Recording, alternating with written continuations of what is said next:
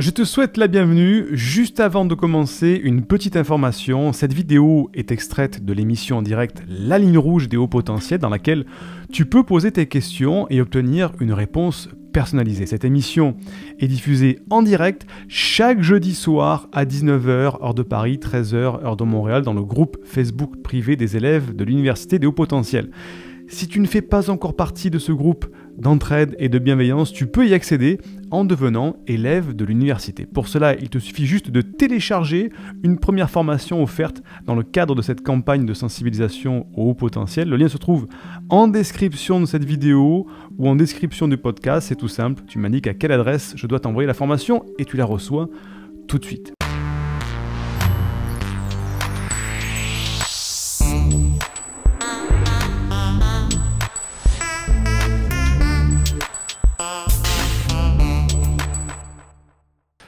Marie qui nous dit « Bonjour, je suis une étudiante tiraillée entre des études qui me plaisent beaucoup et des projets artistiques que je n'arrive pas à mener à terme du fait que mes études me prennent presque tout mon temps. Avez-vous des conseils pour soulager cette frustration? Je sens que j'ai des choses à exprimer, des émotions à faire sortir depuis très longtemps au travers de ces projets artistiques, mais je me sens bridé. » Alors là, c'est un problème de gestion du temps et un problème de libération émotionnelle, Marie. Tu nous dis « Je n'arrive pas à mener à terme du fait que mes études me prennent presque tout mon temps. » Là, c'est vraiment une question de choix, Marie. Et je sais que ça peut être un choix très difficile à faire au niveau de « Est-ce que tu es bien à ta place dans ces études-là » Si tu es en train de faire des études et que tu dis « En fait, voilà, moi où je m'exprimais, c'est dans le milieu artistique. Et en fait, les études me prennent tout mon temps. » Est-ce que c'est vraiment ta voie? Aujourd'hui, on est une époque, mes amis X-Men, où on a la possibilité de pouvoir tout faire.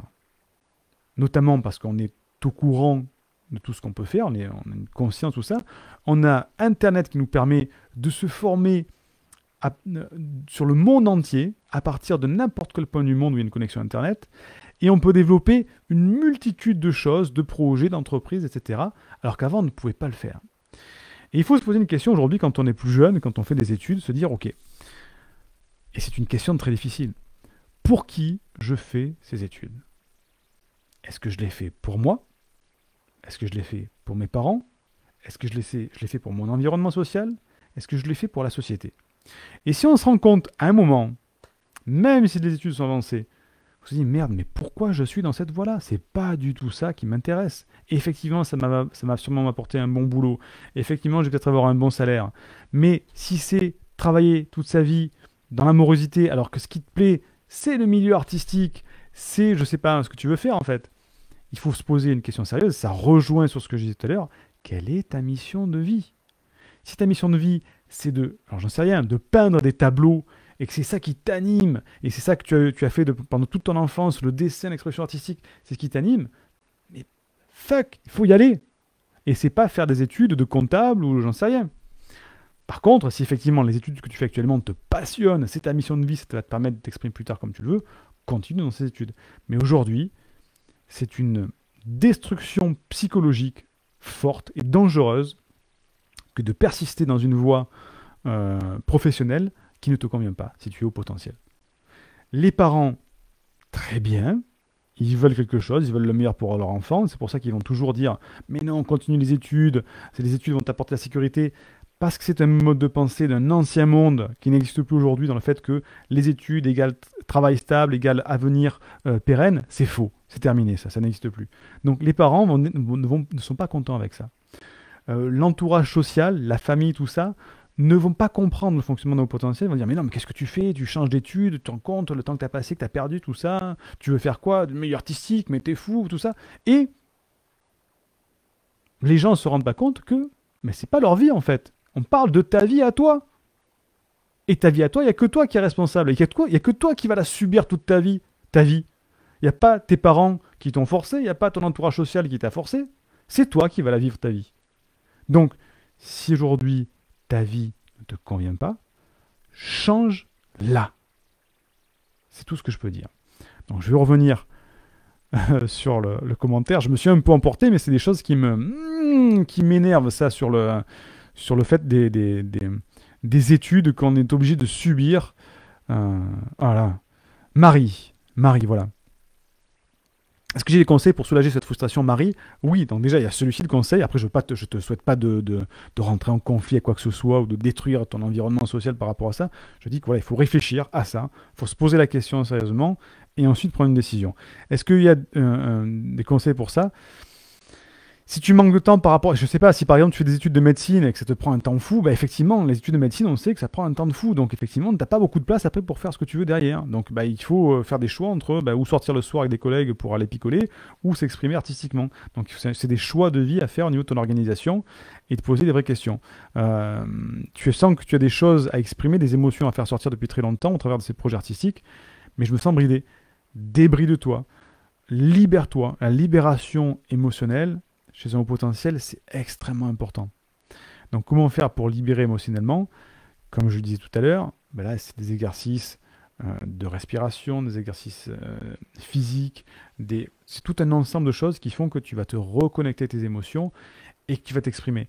Et si ces projets artistiques, c'est le moment où tu atteins ce qu'on appelle ce phénomène de flow, hein, le phénomène de flow, c'est un phénomène qui est étudié par un psychologue, Mikhail Csikszentmihalyi, si je le prononce bien, le phénomène de flow est extrêmement intéressant. Il a étudié ça pendant des années. Il en est arrivé à la conclusion qu'effectivement, c'est un phénomène psychologique qui se met en branle quand on est en train de faire une activité qui nous passionne, dans laquelle on est performant, dans laquelle on prend du plaisir. Et on arrive à un moment où on oublie le temps, on oublie le corps physique, on n'a plus faim. Et on est en train de travailler sur un projet qui nous met dans un état de flow. On ne voit plus ni le temps, ni l'heure, ni la fin, ni rien. C'est ce qu'on appelle le nirvana sur Terre.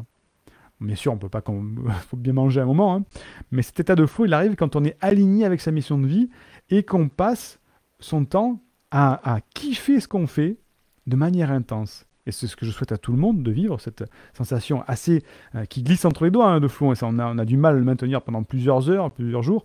Mais c'est pour ça que pour arriver au moins à le ressentir plusieurs fois dans sa vie, il faut être aligné avec sa mission de vie, avec une activité qui nous passionne, avec ce qui nous connecte. Donc si pour toi, Marie, ce sont les émotions, les projets artistiques, fais-le, Marie, fais-le. Prends une année sabbatique, fais quelque chose. Ne passe pas à côté de ta vie, tout simplement. Aujourd'hui, on est dans une époque où on peut changer d'activité de métier toutes les années, si on veut. Toutes les années. Seulement, comme on est dans un mode de pensée, un paradigme beaucoup trop sclérosé, on te dit non, travaille pour la pérennité de ton poste, de ton emploi, tu vas rentrer pendant 30 ans dans le même métier, etc. C'est fini.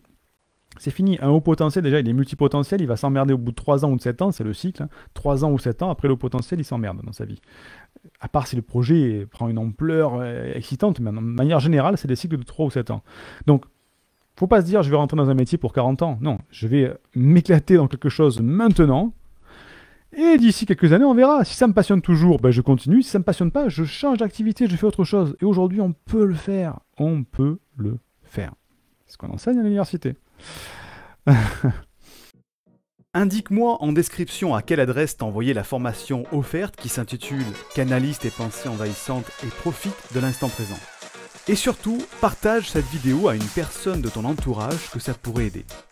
Et n'oublie pas, comme le disait Einstein, la folie c'est de faire toujours la même chose et de s'attendre à un résultat différent. Si tu veux t'épanouir avec ta douance, c'est le moment d'utiliser le bon mode d'emploi, celui qui fonctionne avec toi, et de changer pour faire de cette terre un monde meilleur.